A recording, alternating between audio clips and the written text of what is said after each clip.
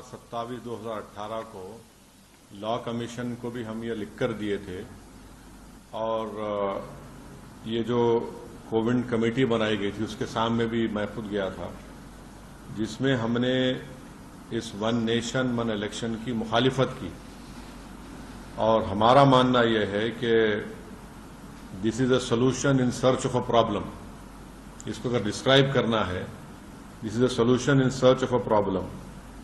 अब ये नहीं बताया जा रहा है कि ये करने की क्यों जरूरत पड़ रही है आपको।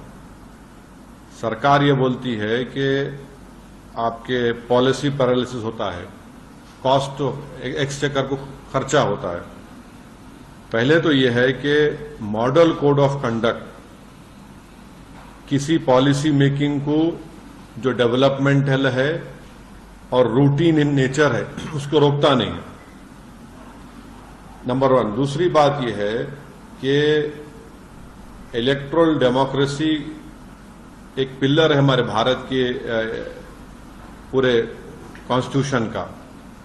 अब ये वीक कंसिडरेशंस पर अगर सरकार, मोदी सरकार ये कह रही है कि हमको एक पूरे इलेक्शन एक साथ करा देंगे हम, एडमिनिस्ट्रेटिव कन्वीनियंस, इकोनॉमिक वायबिलिटी, तो अगर कॉन्स्टिट्यूशनल रिक्वायरमेंट्स अगर फाइनेंशियल और एडमिनिस्ट्रेटिव कंसिडरेशंस पे होगा तो ये तो अलग कॉन्सिक्वेंसेस होंगे, इसके एब्सर्ड कॉन्सिक्वेंसेस होंगे।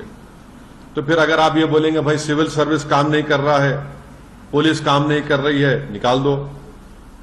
जुडिशरी में बहुत से केसेस पेंडिंग है, जुडिशरी को बंद कर दो। तो ये ऐसा नहीं हो सकता है। इसीलिए ये जो वन नेशन वन इलेक्शन की बात नरेंद्र मोदी 2019 से कर रहे हैं, 2019 में जब उनको दोबारा कामयाबी मिली तो उस वक्त ऑल पार्टी मीटिंग हुई थी पार्लियामेंट की, लोकसभा की लाइब्रेरी में।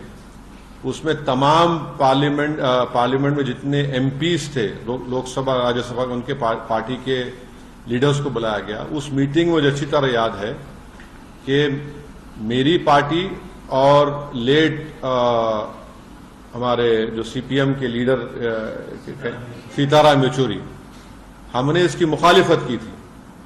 तो नरेंद्र मोदी का पूरा गेम प्लान यही है कि नेशनल पार्टीज रहें और दूसरे तमाम रीजनल पार्टीज, छोटे पार्टीज हमेशा के लिए खत्म हो जाएं।